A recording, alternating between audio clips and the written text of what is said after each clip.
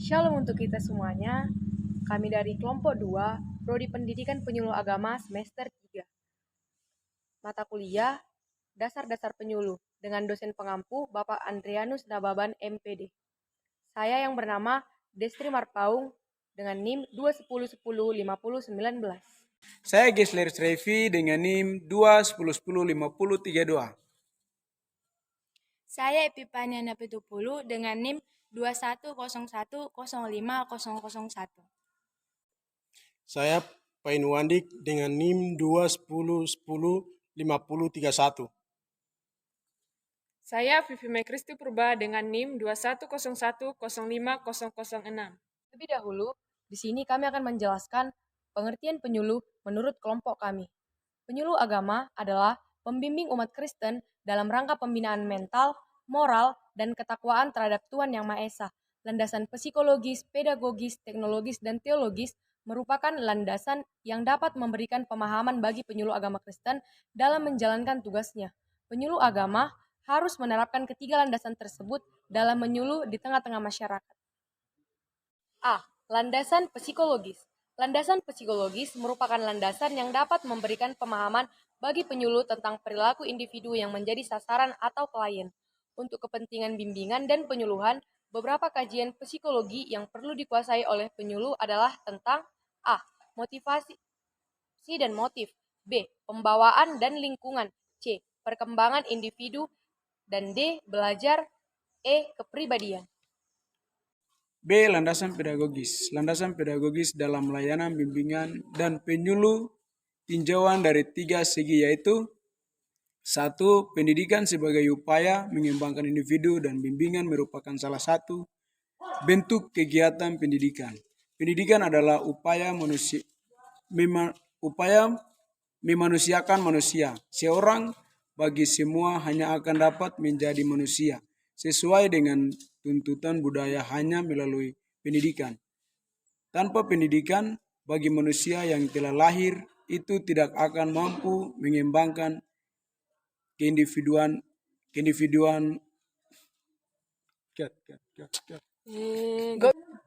Pendidikan adalah upaya memanusiakan manusia, seorang bagi manusia yang akan dapat menjadi manusia sesuai dengan tuntutan budaya hanya melalui pendidikan. Tanpa pendidikan, bagi manusia yang telah lahir itu tidak akan mampu mengembangkan keindividualannya dan keberagamannya. 2. Pendidikan sebagai inti proses bimbingan dan penyuluhan. Indikator utama yang menandai adanya pendidikan ialah peserta didik yang terlibat di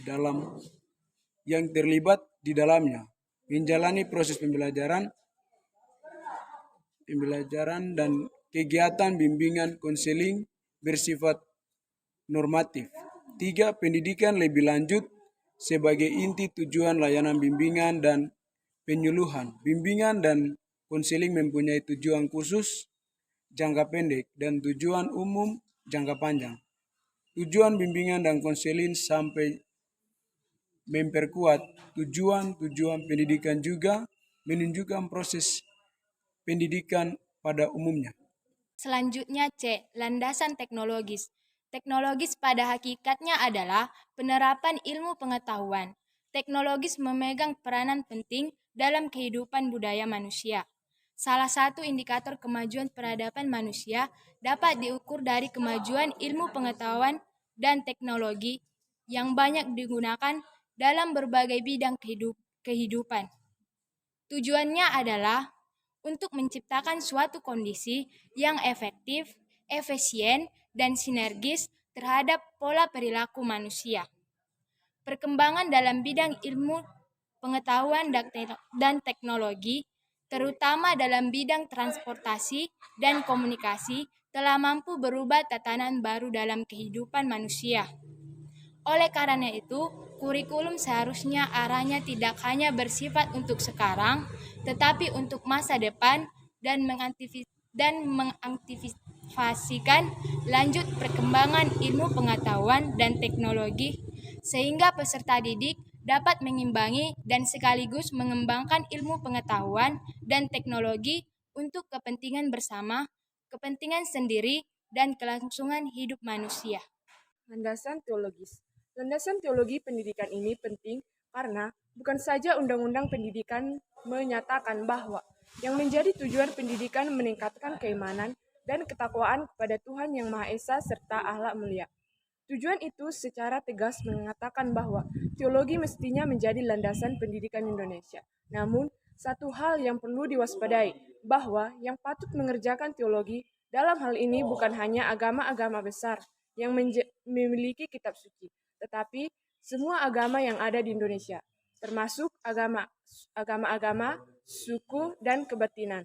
Karena istilah ketuhanan yang Maha Esa tidak boleh ditafsirkan secara teologis. TB Simatupang mengatakan secara tegas bahwa sila pertama bukanlah kepercayaan kepada Allah, tetapi lebih berarti kepercayaan kepada ide ketuhanan. Oleh karena kata yang dipakai di sini bukanlah Allah, tetapi istilah yang lebih netral, ketuhanan. Kepada istilah tersebut ditambahkan pula keesaan dan kemahaan. Demikianlah sila yang pertama tidak berbicara tentang Allah, tetapi tentang keallahan.